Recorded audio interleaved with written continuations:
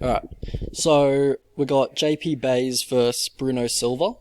Alright, so for JP Bays, this is his first Octagon fight. Well, not his first Octagon fight, but his first UFC fight. He's only 24, like, you could guess that he would get those Octagon jitters, but he's very experienced. He's been the champion of another organization. He's fought in a few organizations. He's fought in the Contender Series, so I don't expect it to affect him too much. But he is the slightly bigger guy here. He's got a 2-inch height advantage and a 1-inch reach advantage. For Bruno Silva, he has lost 3 times in a row, with one of them being a no contest. But yeah, he's had a tough schedule. He's had Tagir Ulanbekov, Khalid Taha, and David Dvorak. So all of those guys are like kind of prospects, you know.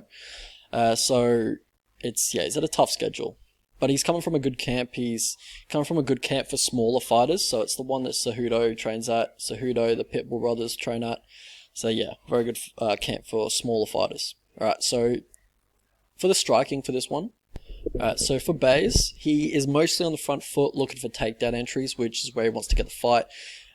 Most of his offense comes from the right side. So if he switches to southpaw, he will use that lead leg quite a bit and just throw the jab out pretty much. So he's pretty right side heavy, if you want to generalize it.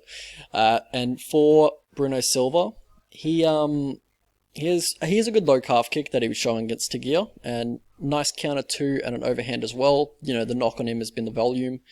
But yeah, JP Bays, he will sit down on a straight right. He can get a little wild on the feet. Yeah, in my opinion, and like his stand-up isn't the most polished thing I've ever seen, especially when most of it comes from the right-hand side. But he does, you know, throw. he does. He's not afraid to throw. But yeah, so one thing Silva does is that he'll kind of telegraph his shots when he loads all his weight on the lead leg, and then. Yeah, you kind of know the left hook's coming, because once he does that, once he loads up on that lead leg, he's pretty much looking to come forward and land that lead left hook, and he will look to lead with that left hook often, so like a 3-2 or just a lead left hooked, you know, thrown naked, and, you know, he could back Bays up with that, because Bays does back up in a straight line onto the fence.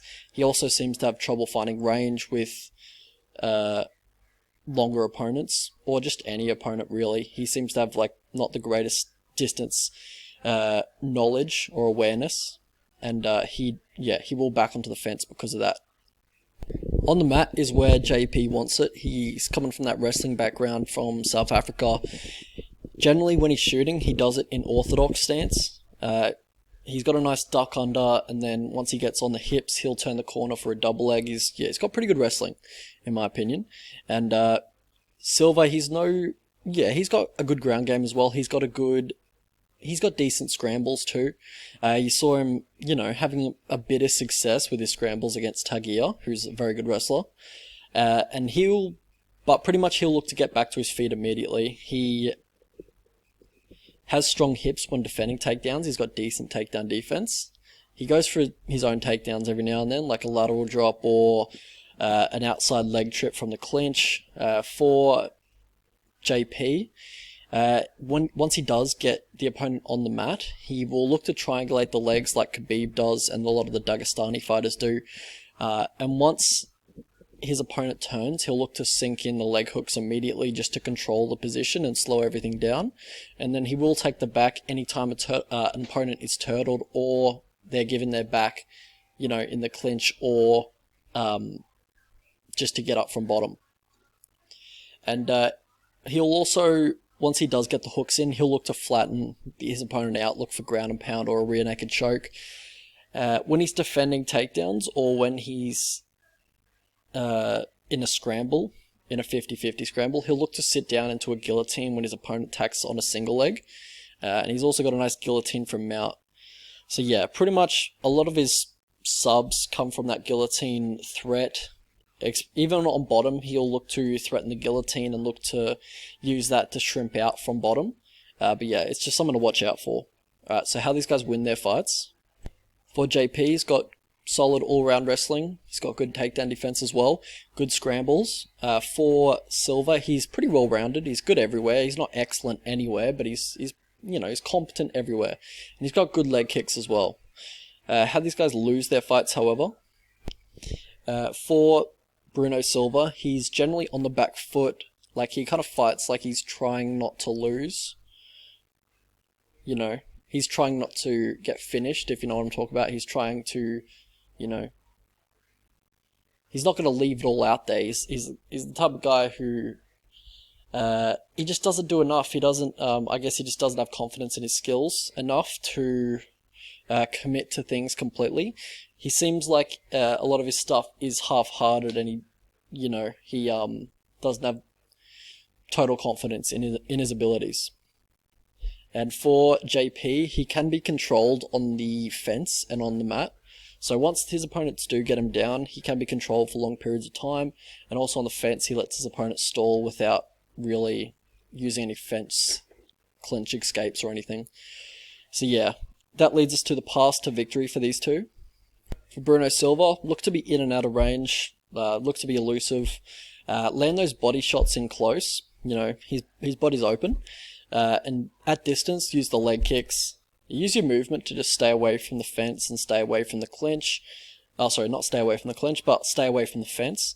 And, use some fence clinch control if you're having trouble on the feet, because, JP has been controlled in that position in previous fights. So yeah, ideally we don't want to be in the clinch at all, but, if you're falling behind on the numbers on the feet, we'll look to go that route. And also just look to mix in takedowns of your own.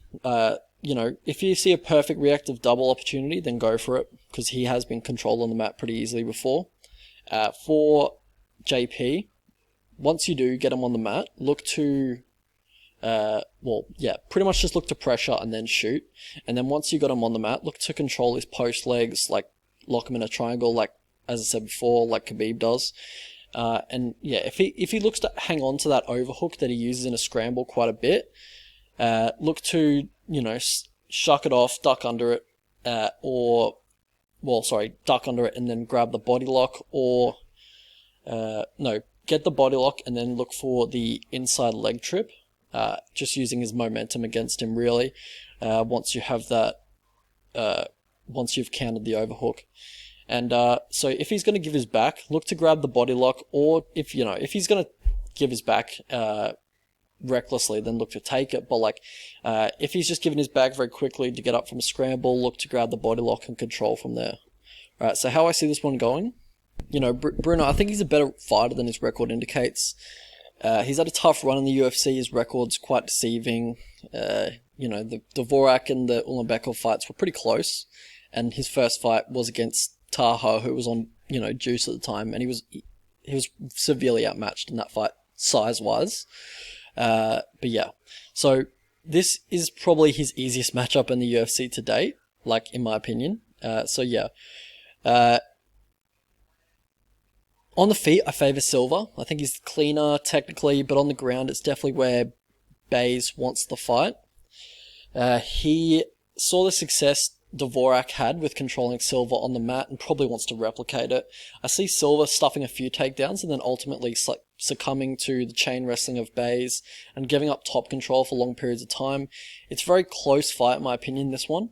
I don't believe the line is correct, but I have to lean Bays just because of the wrestling threat, and plus he can make it competitive on the feet.